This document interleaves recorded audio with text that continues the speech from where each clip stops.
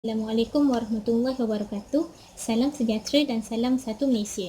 Yang dihormati Encik Muhammad Fauzi bin Arifin, pensyarah wacana akademik Bahasa Melayu di Universiti Pendidikan Sultan Idris, Tanjung Malim, Perak.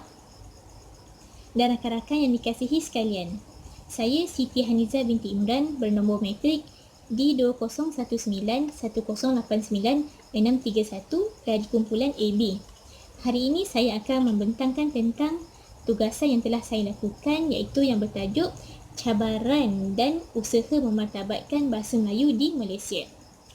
Baik, sedikit pengenalan. Bahasa Melayu merupakan bahasa ibunda atau bahasa rasmi di negara kita. Memartabatkan bahasa Melayu bermaksud meletakkan bahasa Melayu di tempat yang sepatutnya, iaitu layanan yang selayaknya diterima oleh bahasa Melayu sebagai bahasa ibunda. Namun begitu, segala perkara yang dilakukan pasti ada cabarannya, termasuklah juga memartabatkan bahasa Melayu ini. Satu cabaran yang saya ingin bincangkan pada hari ini adalah berkenaan penggunaan bahasa Inggeris. Bahasa Inggeris merupakan antara cabaran terbesar yang dihadapi bagi memartabatkan bahasa Melayu ini. Hal ini kerana pada era globalisasi ini, kebanyakan sektor, bidang atau majlis-majlis yang diadakan menggunakan bahasa Melayu sebagai bahasa komunikasi mereka. Menurut penulisan Rozali Rajab, beliau ada mengatakan, pengacara majlis menggunakan bahasa Melayu dan bahasa Inggeris. Pengacara majlis mencampur adukkan bahasa Melayu dan bahasa Inggeris pada satu masa yang sama dalam penyampaian bahasa mereka. Selain itu, menurut Kamal Syukri Abdul Wasani, beliau ada mengatakan seseorang siswaza itu belum tentu dapat bekerja di firma perdagangan sekiranya tidak mempunyai kelulusan atau penguasaan dalam bahasa Inggeris. Hal ini telah menyebabkan para penuntut ilmu bersungguh-sungguh dalam mempelajari ilmu, namun kasihan bahasa Melayu itu disisihkan. Seperti yang dapat kita lihat pada ketika ini, kebanyakannya di kawasan bandar, mereka tidak kira sama ada di sekolah bersama rakan-rakan atau di rumah bersama ahli keluarga, mereka menggunakan bahasa Inggeris sebagai bahasa perbualan mereka. Mungkin tidak keseluruhannya berbahasa Inggeris, namun begitu bilangan perkataan yang dilontarkan oleh mereka berbual, bilangan bahasa Inggeris itu lebih banyak daripada bahasa Melayu. Sekiranya situasi ini berterusan, bagaimanakah bahasa Melayu ini dapat dimartabatkan di negara Malaysia? Sesungguhnya tidak salah untuk menggunakan bahasa selain bahasa Melayu, namun begitu kita perlulah adil dalam menggunakan kedua-dua bahasa ini di tempat yang sepatutnya. Hadirin dan hadirat yang dikasihi sekalian, sekiranya mempunyai cabaran atau masalah, pasti ada jalan penyelesaiannya.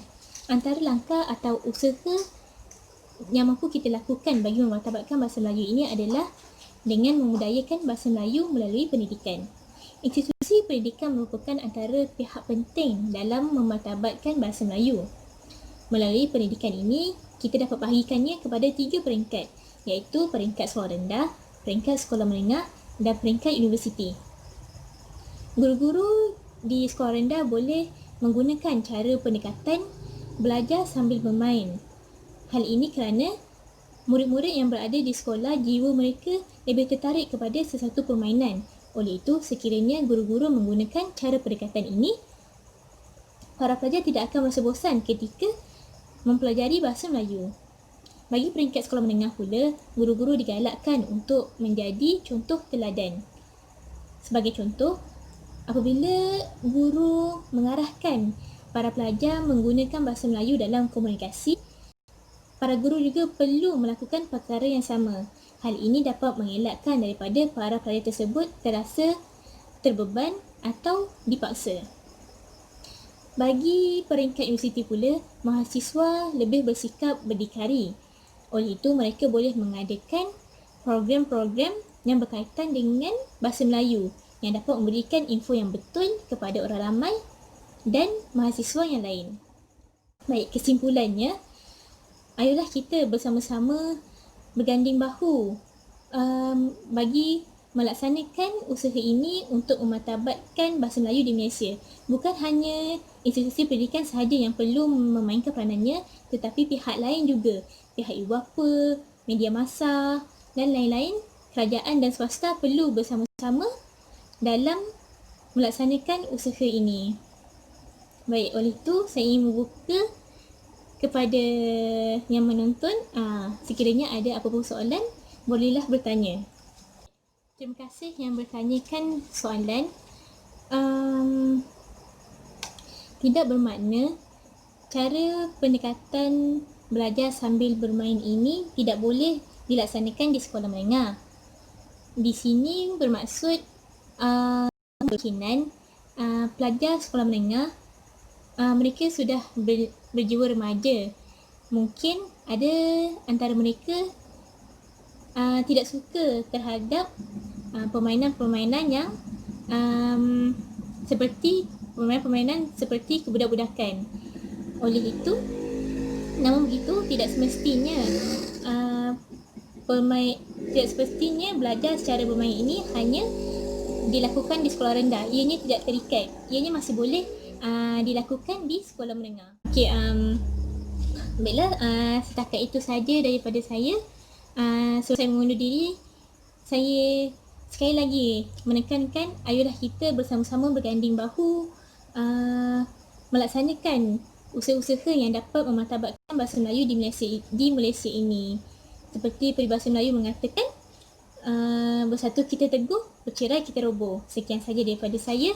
Sekian, terima kasih.